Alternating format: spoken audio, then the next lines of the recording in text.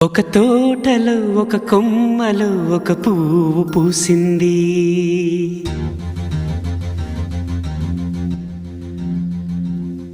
మహారాణిలా మహాలక్ష్మిలా ఆ పువ్వు నవ్వింది.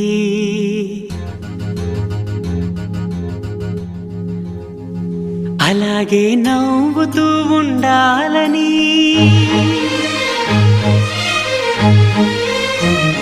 అలాగే నవ్వుతూ ఉండాలని నింగి నేల వాగు వంక చెట్టు చేమ గువగూడు ఆశీర్వదించాయి.